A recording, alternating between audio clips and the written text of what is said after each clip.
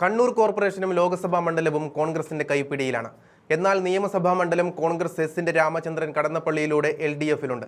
ഇക്കുറി സംസ്ഥാനത്ത് കോൺഗ്രസും UDFും തിരിച്ചുപിടിക്കുമെന്ന് കട്ടായം പറയുന്ന എ ക്ലാസ് മണ്ഡലങ്ങളുടെ കൂട്ടത്തിൽ കണ്ണൂരുണ്ട്. CPMനെ സംബന്ധിച്ച് അവരുടെ ഉരുക്കുകോട്ടയാണ് കണ്ണൂർ ജില്ല.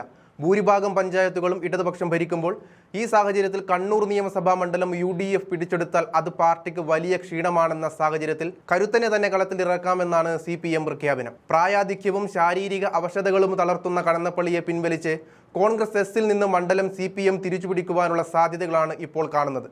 തുടർച്ചയായി 2 തവണ കൈവിട്ട കണ്ണൂർ നിയമസഭാ മണ്ഡലം തിരിച്ചുപിടിക്കുകയെന്നത് UDFന് അഭിമാന പ്രശ്നമാണ്. ഇത്തവണ ജയിച്ചിരിക്കുമെന്നാണ് UDF ക്യാമ്പുകൾ പറയുന്നത്.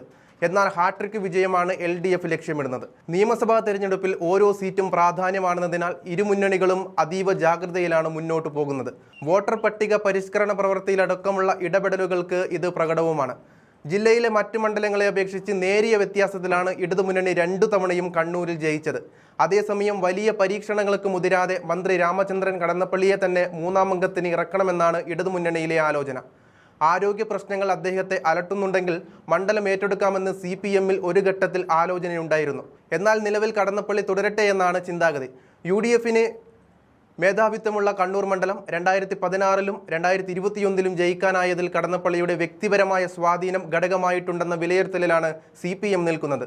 അതേസമയം നഷ്ടപ്പെട്ട മണ്ഡലം തിരിച്ചുപിടിക്കാൻ UDF സ്ഥാനാർത്ഥിയായി K സുധാകരൻ MP തന്നെ കളത്തിലിറങ്ങുമോ എന്നാണ് കണ്ണൂരിൽ ഉയരുന്ന പ്രധാന ചോദ്യം. മത്സരിക്കാൻ സുധാകരൻ താല്പര്യമുണ്ട്.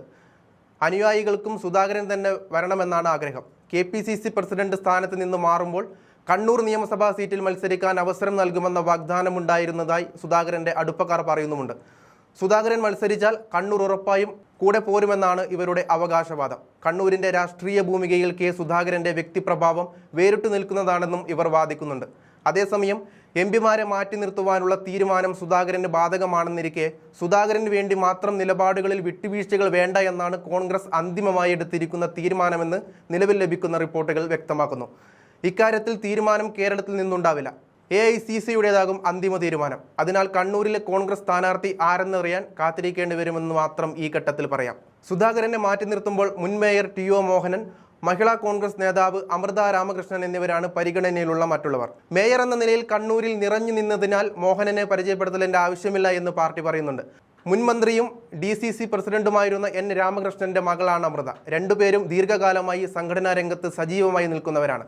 ഭരണവിരുദ്ധ വികാരം ഉൾപ്പെടെയുള്ള പ്രതികൂല ഘടകങ്ങളെ മണ്ഡലത്തിലെ കടന്നപ്പള്ളിയിലൂടെ സ്വീകാര്യത കൊണ്ട് മറികടക്കാനാവുമെന്നാണ് ഇടതുമുന്നണിയുടെ കണക്കുകൂട്ടൽ. കണ്ണൂരിൽ 2021ലെ തെരഞ്ഞെടുപ്പിൽ കോൺഗ്രസിലെ സതീശൻ പാച്ചിനിയുടെ തോൽവി അപ്രതീക്ഷിതമായിരുന്നു. ജയം ഉറപ്പിച്ചിരുന്ന കോൺഗ്രസിന് ആഘാതമായിരുന്നു ആ ജനവിധി. വെറും 1745 വോട്ടിന്റെ ഭൂരിപക്ഷത്തിലാണ് കടന്നപ്പള്ളി മണ്ഡലത്തിൽ നിന്ന് കടന്നുകൂടിയത്. 2016ൽ ഭൂരിപക്ഷം 1196 വോട്ടായി കുറഞ്ഞുവെങ്കിലും കഷ്ടിച്ച് കടന്നപ്പള്ളി കടന്നുകൂടുകയായിരുന്നു. തദ്ദേശ തെരഞ്ഞെടുപ്പിൽ മണ്ഡലത്തിൽ UDFന് 10838 വോട്ടിന്റെ മേൽക്കൈയുണ്ട്. ഈ സാഹചര്യത്തിൽ സുധാകരൻ ഇല്ലെങ്കിലും കണ്ണൂർ പിടിക്കാനാകുമെന്ന ചിന്ത കോൺഗ്രസ് നേതൃത്വത്തിനുണ്ട് എന്നും കാണാൻ സാധിക്കും.